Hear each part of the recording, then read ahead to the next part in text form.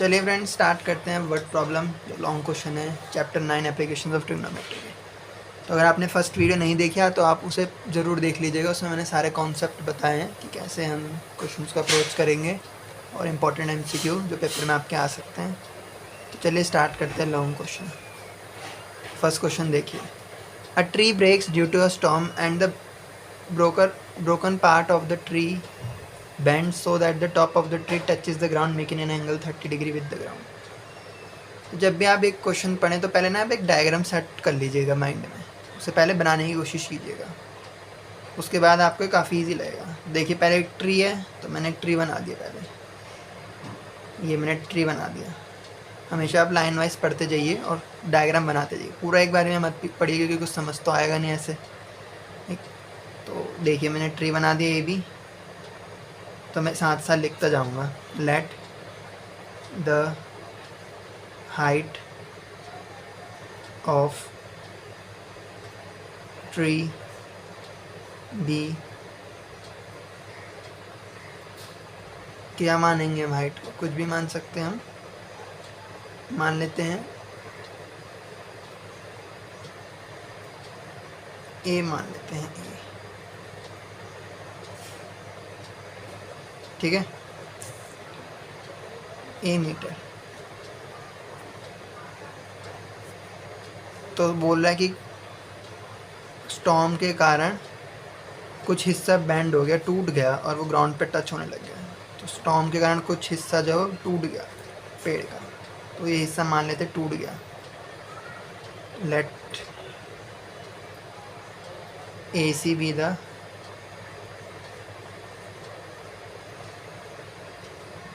part of the tree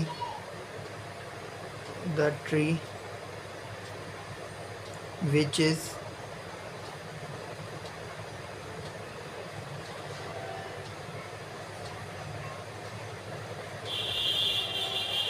क्या माने इसको, हम एक्स मीटर मान लेते हैं।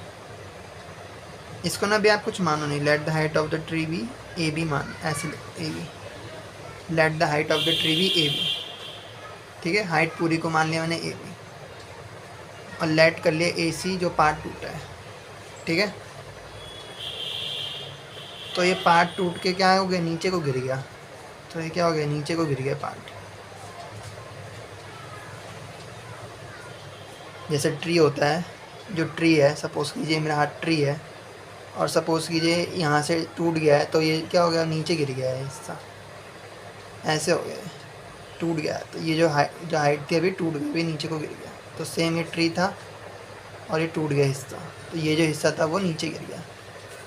तो ये एक्स था ए सी, तो ये भी हमारा क्या हो जाएगा, एक्स मीटर हो जाएगा। समझ में आपको,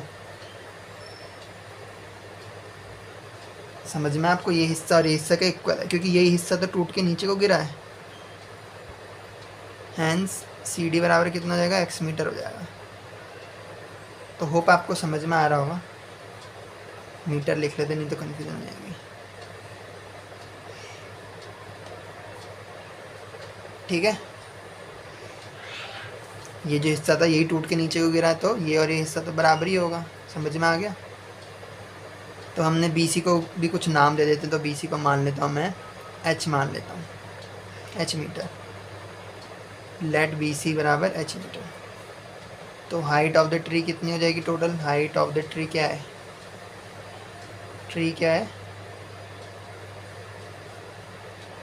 देखो मैंने जो भी माना है वो लिखा है यहाँ पे, नंबर पूरे तभी मिलेंगे, प्रेजेंटेशन का बहुत ध्यान रखना। तो हाइट ऑफ द ट्री मैंने मान ली थी ए बी, तो ए बी मेरा कितना है, एक्स प्लस एच है। तो मुझे एक्स और एच फाइंड आउट करें। तो होप आपको समझ में आ गया होगा। समझ में हमने कैसे बनाया, हमने पहले पूरा ट्री बना दिया ए बी, फिर क्या बोला कुछ टूट गया कहीं से और वो गिर गया नीचे को। तो ये जो हिस्सा था ये ए सी था, टूट के क्या हो गया, नीचे गिर गया। तो ए सी सी डी के बराबर हो गया, ठीक है। लिख लेते हैं ए सी बराबर सी डी, ठीक है। और बी सी क्या है, हमने एच मान लिया। तो हाइट टोटल क्या होगी, एक्स प्लस एच हमें फाइंड आउट करना है। हमें फाइंड आउट क्या करना पता चल गया आपको। और क्या हिंट दे रखा है, एंगल ऑफ एलिवेशन 30 डिग्री बना रहा है ग्राउंड से, ग्रेट। और 8 मीटर क्या है, distance between the foot of the tree to the point where the top touches the ground. Foot of the tree और जहाँ पे ट्री टच हुआ है ग्राउंड से गिर के, उसके बीच का डिस्टेंस कितना है? 8 मीटर है। तो होप आपको पूरा डायग्राम समझ में आ गया होगा, कैसे अप्रोच करना है, डायग्राम को कैसे बिल्ड करना है।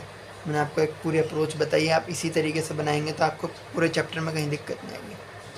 तो चलिए फाइंड आउट करते हैं। तो मुझे एक्स और एच पता लगाना है, तो ठीक है। तो देखिए मुझे ये दे रखा है, ये क्या होता है? बेस है, और ये क्या है? परपेंडिकुलर है। तो पहले हम एच फाइंड आउट करते हैं। परपेंडिकुलर और बेस से रिलेटेड कौन सा फॉर्मूला है? tan थीटा है, तो हम लगाएंगे tan 30 डिग्री। कितना है? BC अपॉन में AD है, BC अपॉन में BD। BC कितना है? H, BD कितना है? 8। tan 30 होता है 1/√3। tan 30 और tan 60 बहुत बार रिपीट होगा, तो याद कर लीजिएगा इसको। तो हो गया H/8, H हमारा हो गया 8/√3। होप आपको समझ में आ गया होगा। रैशनलाइज भी कर सकते हो, कभी भी डिनोमिनेटर में इरेशनल नंबर नहीं तो हमने रैशनलाइज कर लेते हैं। कैसे भी कर सकते हो आप, नहीं भी करोगे तो कोई दिक्कत नहीं है। ठीक है, मैंने कर लिया। अब मुझे एक्स निकालना है, तो ये क्या होता है? हाइट। और मुझे ये पता है, तो बी और एच से रिलेटेड कौन सा formula? Cos theta. Cos theta होता है ना बेस अपॉन में हाइट। अगर आपको नहीं पता है तो आप पहले ट्रिग्नोमेट्री का चैप्टर कंप्लीट कीजिए, उसमें अच्छे से बता रखा है बेस अपॉन में हाइट होता है। बेस अपॉन में हाइट, बेस अपॉन में हाइपोटेन्यूज। हम कुछ भी लगा सकते हैं, सेक भी लगा सकते हैं। सेक में क्या होता है? फिर उल्टा हो जाता है, हाइट अपॉन हाइपोटेन्यूज अपॉन में बेस हो जाता है, तो ध्यान रखिएगा। ठीक है, बेस है 8 और हाइपोटेन्यूज कितना है? एक्स है। कॉस 30 कितना होता है? टेबल याद करनी बहुत ज़रूरी है। साइन की याद कर लो, बाकी अपने आप याद लेंगे। कोई क्विक रिकैप देता हूँ। 0, 30, 45, 60, 90। तो मैंने भी ऐसे याद किया था, मैंने बस साइन थीटा याद रखा, मैंने साइन याद किया था। साइन 0 डिग्री पे 0, फिर 1/2 होता है, 1/√2, √3/2 और 1। मैंने आपको कॉस और ट्रिग्नोमेट्री के चैप्टर में भी बता रखे कैसे टेबल याद करनी है, तो अब वो देख लीजिएगा। देखिए साइन अगर याद होगे तो कॉस अपने आप याद होगा। कॉस में क्या होता है ना, उल्टी साइड से लिखते, तो ये पीछे से चालू करके लिख देंगे 1, फिर √3/2। साइन की चीटिंग करते हैं, रिवर्स ऑर्डर में, √2, 1/2 और 0। तो ध्यान रखिएगा। अब साइन पता चल गया तो कॉसेक पता चल जाएगा। कॉसेक क्या होता है? साइन का उल्टा। तो ये 0 है, तो कॉसेक कितना होगा? 1/0। डिनोमिनेटर में जब भी 0 होता है तो नॉट डिफाइन हो जाता है। तो ऐसे करते करते हम कॉसेक निकालेंगे। सेक क्या होता है? कॉस का उल्टा। tan क्या होता है? साइन बाय कॉस होता है। तो देखिए 0/1 0 हो गया, tan 1/2 डिवाइड बाई √3, तो 2 से 2 करेंगे, कितना 1/√3। तो होप आपको समझ में आ गया होगा कि टेबल कैसे याद करनी है। डिटेल मैंने ट्रिग्नोमेट्री में करा रखा है, प्लीज़ उसे भी देख लीजिएगा, उसमें मैंने बता रखा है लर्न ऐसे ही करनी है। ठीक है, तो cos 30 कितना होता है? √3/2। अगर आपके टिप्स पे नहीं है तो आप साइन थीटा याद कर लीजिए, फिर टेबल रफ में बना लीजिएगा, फिर आप जो रेशियो रिक्वायर्ड है वो उसकी वैल्यू निकाल सकते हैं। ठीक है, अगर आपको टिप्स पे याद नहीं, बस साइन याद कर लीजिए। मुझे भी साइन ही याद था खाली, मैंने सारे रेशियो याद नहीं किए, सारे होंगे भी नहीं, तो सिर्फ साइन ही याद कीजिएगा। cos 30 कितना होता है? √3/2, 8/x। तो मुझे x निकालना है, तो इसको इससे मल्टीप्लाई कर दूंगा, कितना हो जाएगा? 16। इसको नीचे ले जाएंगे, ये इधर चला जाएगा, तो कितना हो जाएगा? √3। तो होप आपको समझ में आ गया। इसको भी रेशनाइज कर सकता है, कितना हो जाएगा? 16 √3/3। तो हाइट निकालना है, तो ए भी बराबर था x + h, 8 √3/3 + 16 √3/3। डिनोमिनेटर से मैं एलसीएम लेने की जरूरत नहीं, तो 3, 8 + 16 24 √3, 3 8 24। तो आंसर क्या आ गया? 8√3 मीटर। तो होप आपको समझ में आ गया होगा क्वेश्चन बनाना कैसे। डायग्राम, सारा खेल डायग्राम का और रेशियो याद होनी चाहिए। तो अगर आप क्वेश्चन की फिगर बना पा रहे हो तो 99% क्वेश्चन सॉल्व हो जाएगा। तो होप आपको समझ में आ गया होगा। तो मैंने ऐसे ही सारे चैप्टर एकदम डिटेल में कराएं कि कैसे अप्रोच रखनी है, कैसे आप अच्छे से कर सकते हैं। तो प्लीज़ आप मेरी प्लेलिस्ट की बाकी वीडियोज़ भी देख लीजिए। अगर आपने चैप्टर पढ़ भी रखा तब भी मेरी प्लेलिस्ट की वीडियो कर लीजिए। प्रैक्टिस में बहुत अच्छे क्वेश्चन हैं, क्योंकि टेस्ट और हाफ ईयरली में अच्छे क्वालिटी के क्वेश्चन होते हैं, मैंने उसमें करा रखे हैं। अलग अलग बुक के NCERT एग्जाम्पलर RS, तो प्लीज़ आप वो भी देख लीजिएगा ताकि आपके सारे कॉन्सेप्ट क्लियर हो जाएँ। और प्लीज़ गाइज, आपको बोर्ड्स की कसम है, चैनल सब्सक्राइब और फ्रेंड्स को शेयर ज़रूर कीजिए, क्योंकि ऐसे क्वालिटी क्वेश्चंस का सॉल्यूशन तैयार करने में बहुत टाइम लगता है और मैं क्वेश्चन खुद लिखता भी हूँ हाथ से, तो आप देख सकते हैं कितनी मेहनत लगती है।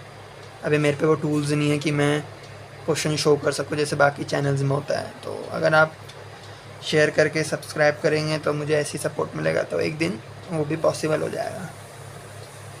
चलिए फ्रेंड्स, क्वेश्चन 2 पे चलते हैं। तो चलिए फ्रेंड्स, सेकंड क्वेश्चन स्टार्ट करते हैं। As observed from the top of a 75 metre high lighthouse from the sea level. हम एक 75 मीटर लाइट हाउस पे खड़े हैं, वहाँ से ऑब्जर्व कर रहे हैं। तो हम पहले डायग्राम ड्रॉ करेंगे। तो ए बी को मान लेते हैं लाइट हाउस, इसकी हाइट कितनी है? 75 metre. Okay. The angles of depression of two ships are 30 degree and 45 degree. तो दो एंगल ऑफ डिप्रेशन बनेंगे, तो यानी कि दो जगह देख रहा होगा। एक बार उसने यहाँ देखा और एक बार उसने दो इधर देखा ऊपर से, क्योंकि दो एंगल ऑफ डिप्रेशन है ना। तो ये हम बनाएंगे। तो एंगल ऑफ डिप्रेशन बनाने के लिए हम एक लाइन ड्रॉ कर देंगे इमेजिनरी। तो जब बोल रहा है 30 डिग्री है, एक 30 डिग्री, तो आपको पता है कि जो छोटा एंगल होता है वो बेस से ज़्यादा दूर होता है। तो 30 डिग्री यहाँ होगा और 45 डिग्री होगा ये वाला एंगल। तो होप आपको समझ में आया होगा हमने डायग्राम कैसे ड्रॉ किया। फिर से बताया तो एक बार, हम 75 मीटर के हाइट पे हैं लाइट हाउस के टॉप पे, और वहाँ से हम दो शिप को देख रहे हैं, एक 30 डिग्री की दूरी पे और एक 45 डिग्री की दूरी पे। तो आपको मैंने बता रखा है कि जैसे जैसे हम बेस से दूर होते जाएंगे हमारा एंगल कम होता जाएगा। तो यानी कि नज़दीक वाला 45 होगा और दूर वाला 30 डिग्री होगा। तो इसलिए नज़दीक वाले के लिए 45 कब होगा? जब ये पूरा 45 डिग्री हो, क्योंकि ये क्या होता है? ऑल्टरनेट इंटीरियर एंगल होते हैं। तो ये वाला एंगल और ये वाला एंगल इक्वल होगा, और ये 30 डिग्री होगा तो ये 30 डिग्री होगा। होप आपको समझ में आया। अब हम लिख देते हैं ताकि आपको और क्लैरिटी मिल जाए। तो let A B the height of lighthouse, A B the height of lighthouse. Okay. अब आप इनको नाम भी दे सकते हो। इसको नाम दे देता हूँ मैं सी, इसको नाम दे देता हूँ मैं डी, इसको नाम दे देता हूँ मैं ई। तो लिख देंगे आप एंगल CAD, यानी कि ये वाला एंगल बराबर होगा एंगल ADB के। रीज़न क्या है? ऑल्टरनेट इंटीरियर एंगल भी मैंने आपको बताया भी था पिछली वीडियो में। अगर आपने वो नहीं देखी तो आप पहले वो देखिए। हमेशा angle of depression angle of elevation के इक्वल होता है। तो होगा alternate interior angle. Alternate interior angle कब बनता है? जब लाइन पैरेलल होती है, क्योंकि AC पैरेलल BD है, इसलिए ऑल्टरनेट एंगल की कंडीशन बनी। तो लिख लेते हैं अभी, सिंस AC पैरेलल BD। तो होप आपको समझ में आया होगा। तो इसलिए भी 30 डिग्री हो गया। सिमिलरली एंगल ये वाला angle CAE, angle CAE is equal to angle AEB हो गया। रीजन सेम है, ऑल्टरनेट इंटीरियर एंगल।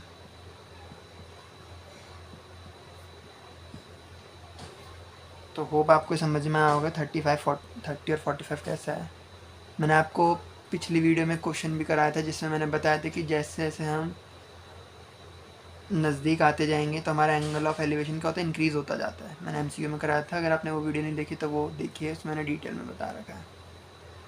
तो यानी कि ये वाला एंगल 30 डिग्री होना चाहिए, इसलिए हम एंगल ऑफ डिप्रेशन हमें हिंट मिल गया कि हमें कैसे बनाना है। तो हम इसका 30 डिग्री बना देंगे ताकि ऑल्टरनेट हो जाए। सिमिलरली मैंने इसको भी बना दिया 45 डिग्री। तो ये क्या हो गया? 45 डिग्री हो गया। होप आपको समझ में आ रहा होगा।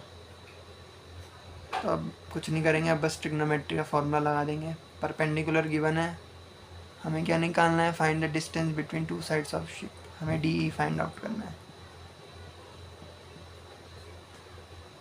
We have to find D E. तो देखिए पहले हम in triangle A D B tan 30 degree कितना होता है, ए बी अपॉन में बी डी। तो 10 30 कितना होता है 1/√3। ए बी कितना है 75 डिग्री, बी डी मुझे नहीं पता, तो बी डी बराबर आ गई 75√3। अब हम छोटा ट्रायंगल लेंगे ए ई बी, इसमें भी सेम करेंगे 10 45 डिग्री बराबर कितना होगा, ए बी अपॉन में बी ई। 10 45 1 होता है, आपको टेबल याद होनी चाहिए, तभी आप इस चैप्टर के क्वेश्चंस कर पाओगे। ए बी हो गया 75 और बी हो गया हमें पता नहीं बी, तो बी निकल जाएगा, बी आ गया 75। तो आपको पता है बी डी बराबर क्या है, D E plus B E. ये बी डी कैसी बनी पूरी लाइन, इस लाइन और ये लाइन को प्लस करके बनी है ना, तो वही लिखा है। बी डी मेरा क्या आया था 75√3, डी मुझे निकालना है, बी मेरा 75 आया था, इसको इधर भेज देंगे 75√3 minus 75 equal to D. 75 common ले लेंगे तो √3 - 1 मीटर, तो ये हमारा आंसर हो गया। होप आपको समझ में आया होगा। एक बार मैं आपको फिगर फिर से समझाता हूँ क्योंकि ये थोड़ी टफ है, तो फिर से बताता हूँ। हम लाइट हाउस के टॉप पे बैठे हैं, वहाँ से दो शिप को देख रहे हैं, एक शिप ये है और दूसरी शिप क्या है, ई है। तो पहली शिप को जब देख रहे हैं तो 30 डिग्री एंगल बन रहा है, यहाँ से देख रहे हैं तो ये 30 डिग्री बन रहा है, नीचे को देख रहे हैं ना तो 30 डिग्री, तो ये 30 डिग्री है, तो ये भी क्या होगा 30 डिग्री, क्योंकि ऑल्टरनेट इंटीरियर एंगल। सिमिलरली जब हमने ये वाले शिप को देखा ऊपर से नीचे, तो ये पूरा एंगल कितना बना 45, तो ये भी कितना होगा 45 डिग्री। होप आपको समझ में आया होगा। तो ये भी लिख लेना आप, डी और ई क्या है, शिप की पोजीशन है, यहाँ लिख लेना D and E R ships. Hope आपको क्वेश्चन समझ में आया। तो चलिए क्वेश्चन नंबर 3 पे चलते हैं। चलिए फ्रेंड्स क्वेश्चन 3 डिस्कस करते हैं। 1.5 metre tall boy is standing at some distance from a 30 metre tall building. एक बॉय है, बनाते ड्राइंग, एक बॉय बना दिया, ठीक है। इसकी हाइट है 1.5 मीटर, ठीक है। वो 30 मीटर टावल से दूर है, 30 मीटर एक टॉल टावर है, तो उसको नाम दे देते हैं ए बी, उसको कुछ नाम दे देते हैं पी की जो हाइट है बंदे की। तो क्या बोल रहे हैं क्वेश्चन में देखो, 1.5 metre tall boy standing at some distance, कुछ डिस्टेंस पे खड़ा हुआ है, तो डिस्टेंस दोनों के बीच का। The angle of elevation from his eyes, इसकी आइज इधर होंगी, to the top of the building, top of the building कितनी हुई, कितना बन रहा है 30 डिग्री बन रहा है, ठीक है। उसके बाद वो कुछ कदम चल के आया है, तो अब सपोज कर लेते हैं यहाँ आ चुका है, यहाँ आ चुका है। अब कितना हो गया 60 डिग्री हो गया। मैंने आपको बताया था जैसे जैसे बंदा नज़दीक आता जाएगा तो एंगल ऑफ एलिवेशन इंक्रीज होता जाता है। अब कितना हो गया 60 डिग्री हो गया, समझ में आ गया। तो निकालना है कितना डिस्टेंस चल के आया है, इसको नाम दे देते हैं कुछ, तो इसको नाम दे दिया मैंने सी, पॉइंट को डी नाम दे देते हैं, इसको आर दे देते हैं। तो मुझे क्या निकालना है, कितना कदम चल के आया हो, तो क्यू आर निकालना है, इतना कदम चल के आया ना। तो होप आपको समझ में आ। पहले फिगर बनाइएगा, फिगर बनाओगे तो क्वेश्चन क्लियर हो जाएगा। अब हमें प्रेजेंटेशन लिखनी है। देखो प्रेजेंटेशन कैसे करेंगे, let P Q be the height of tall boy, ठीक है, एंड ए बी द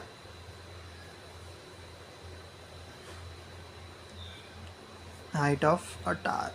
ठीक है, मैंने लिख दिया है। एक बात बताओ, ये अब ये बताओ, ये लाइन इसके पैरेलल है तो ये लाइन सेम है ना, दोनों देखो इनकी लेंथ सेम है, तो लिख लेना सिंस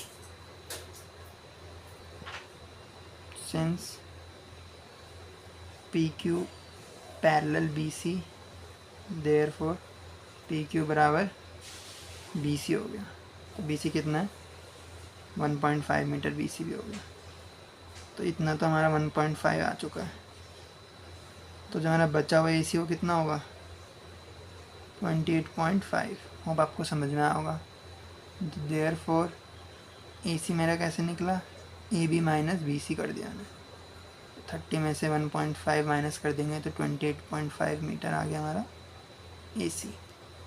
होप आपको समझ में आ गया हो। ए सी निकालना इसलिए जरूरी क्योंकि हम जब फॉर्मूला लगाएंगे तो हम तो ये वाला ट्रायंगल लेंगे ना, तो हमें ए सी चाहिए। हमें तो ए सी पता नहीं था तो हमने निकाल ली। इसके पहले तो इक्वल हो गया। अब पूरा 30 मीटर दे रखी है लेंथ, तो 30 में से 1.5 जाएंगे तो 28.5। अब हम ट्रिग्नोमेट्री रेशियो लगा पाएंगे। तो देखते हैं, इन ट्रायंगल ए पी सी तो कितना हो गया, 1030 is equal to A C upon में पी सी। ए सी कितना होता है, 1/√3, 1030 1/√3 होता है, और ए सी है 28.5। पी सी मुझे पता नहीं है, तो पी सी आ गया आपका 28.5√3। ठीक है। Similarly in triangle A D C तो अब 1060 हो जाएगा। 1060 डिग्री बराबर कितना हो गया, ए सी अपॉन में सी डी। ए सी सेम फिर से 28.5 और सी डी मुझे पता नहीं है। 1060 होता है √3, टेबल याद होनी चाहिए। तो ट्रायंगल ए डी सी कितना, 1060 बराबर ए सी अपॉन में सी डी। ठीक है, तो वही लिखा है मैंने।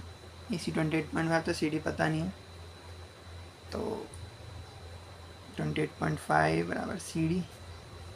तो सी डी आप आ गया आपको 28.5/√3। तो आप इसे रैशनलाइज भी कर सकते हो। डिनोमिनेटर में रैशनल नंबर जनरली रखते नहीं, तो रैशनलाइज कर लेते हैं। नहीं भी करोगे तो चलेगा, लेकिन प्रेजेंटेशन के लिए अच्छा रहता है। तो क्या डिवाइड हो रहा है, 3 9 27, 3 5 50, 9.5√3 आ गया। होप आपको समझ में आ गया। तो हमें पूरा मिल चुका है।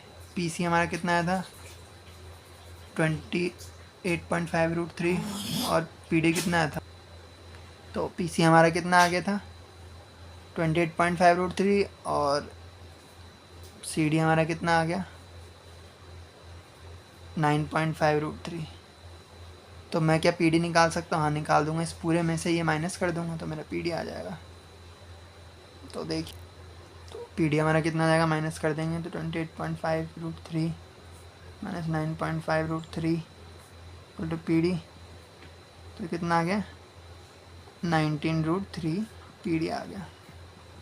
तो सिंस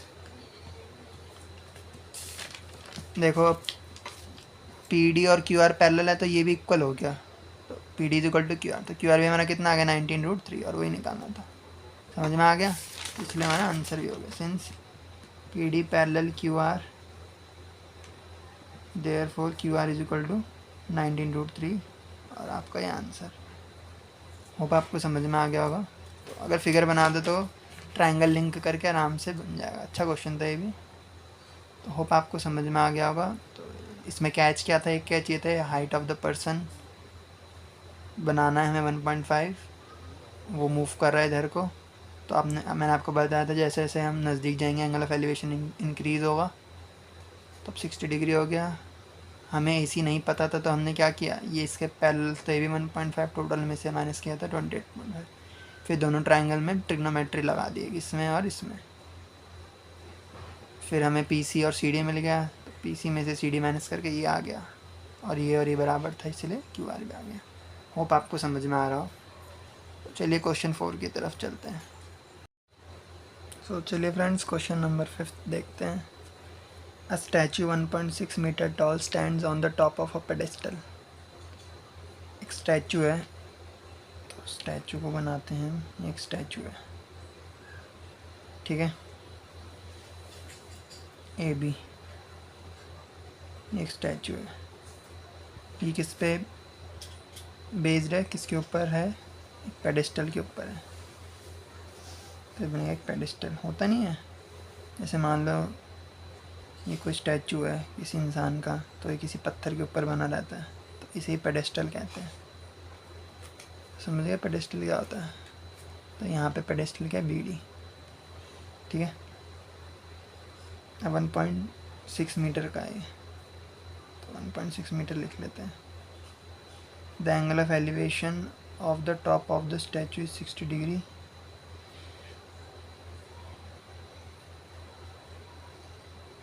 यहाँ पे है एक बंदा खड़ा हुआ, बोल रहे from a point on the ground, ground पे एक पॉइंट है P,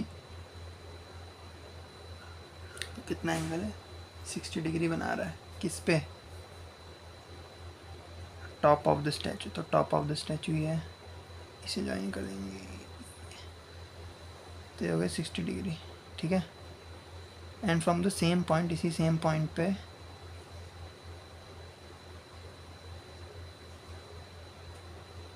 the angle of elevation of the top of the pedestal. Pedestal का टॉप ये है, पेडेस्टल का टॉप पे कितना बन रहा है? 45 डिग्री,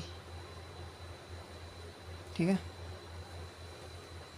एक पॉइंट है ग्राउंड पे जिस पे टॉप ऑफ द स्टैचू बन रहा है 60 डिग्री और टॉप ऑफ द पेडेस्टल बन रहा है 45 डिग्री। तो हमें हाइट ऑफ द पेडेस्टल ये निकालना है, ठीक है। पहले लिख देंगे let A B the height of statue and BD be the height of pedestal। Figure समझ में आ गई? Top of the statue 60 degree और top of the pedestal 45 degree, ठीक है। तब लगाते ट्रिग्नोमेट्री, तो in triangle A B D, हमें बी डी फाइंड आउट करना है बेसिकली। 10 60 डिग्री बराबर कितना होगा? A D P O. 10 60 degree होगा हमारा A D by P D √3। A D कितना है? 1.6 प्लस बी डी, तो पी डी आपका आ गया 1.6 प्लस बी डी और में पी डी। अब इस ट्रायंगल में भी देखते हैं, यहाँ से हमें बी डी की वैल्यू मिल जाए, क्या पता।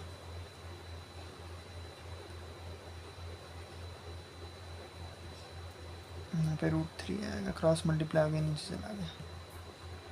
तब लगाएंगे छोटा triangle, in triangle B D P. 1045 बराबर बी डी और पी डी। 1045 वन होता है, बी डी मुझे निकालना है, तो बी डी बराबर पी डी और बी डी बराबर है। तो यहाँ भी मैं बी डी की जगह क्या डाल सकता हूँ? ट्रायंगल अब छोटा वाला जब लेंगे तो पी अपॉन में बी परपेंडिकुलर ही है, बेस ही है, तो बी डी अपॉन में पी डी। 1045 वन होता है, बी डी और पी डी नहीं पता, तो इसको क्रॉस मल्टीप्लाई करेंगे तो बी डी और पी डी क्या हुआ? बराबर। अब इसे पुट कर देंगे, तो अब देखते हैं, हम इस इक्वेशन को देखेंगे। तो ये आया था हमारा, तो अब मैं बी डी की जगह पे पी डी लिख दूँगा। मुझे क्या फाइंड करना है? बी डी फाइंड करना है, तो यहाँ पे बी डी लिख दूँगा पी डी की जगह, ठीक है। रीज़न लिख देंगे, पी डी बराबर बी डी पीछे आ चुका है, तो इसको उधर भेज देंगे। क्रॉस मल्टीप्लाई कर दिया, तो बी डी एक साइड, इधर जाएगा माइनस का हो जाएगा, बी डी कॉमन ले लेता हूँ, √3 - 1 1.6, तो बी डी बराबर आ गया है 1.6√3 - 1। मैंने आपको बताया कि नीचे इरेशनल नंबर नहीं रखना चाहिए, तो ऊपर नीचे रैशनलाइज कर देंगे। अपोजिट साइन से पता है आपको, हो जाता है रैशनलाइज। तो कितना आएगा 1.6√3 + 1.6, नीचे +b है - b की आइडेंटिटी लगेगी। क्या होता है a² - b², तो √3 का स्क्वायर 3 - 1, 1.6√3 1.6 बराबर 2, 1.6 कॉमन लेता हूँ, कितना आएगा √3 + 1 1/2, 0.8 √3 + 1 मीटर। तो होप आपको समझ में आया बी डी कितना है। तो मैंने सारे वैरायटी ऑफ क्वेश्चंस करा दिए। Angle of depression, angle of elevation का कैसे रिलेशनशिप निकलता है, वर्ड प्रॉब्लम, सारे कॉन्सेप्ट पे। तो होप आपको चैप्टर क्लियर हो गया हो। तो गाइस बोर्ड्स की कसम है, चैनल को सब्सक्राइब कर दो। 3 पार्ट में करने हर चैप्टर, मैंने आपको बता रखा है। पहला है कॉन्सेप्ट प्लस MCQ की वीडियो, दूसरा लॉन्ग क्वेश्चन और तीसरा शॉर्ट्स से मेरे NCERT के क्वेश्चन देखिए, जो इंपॉर्टेंट है वो मैंने कराया और वहाँ से उससे प्रैक्टिस कर लीजिए बच्चों क्वेश्चन। तो आपको चैप्टर कवर हो जाएगा 3 पार्ट में। तो होप आपको समझ में आ गया। तो ऐसी वीडियो के लिए like share and subscribe the channel. मिलते हैं नेक्स्ट चैप्टर में, तब तक के लिए बाय।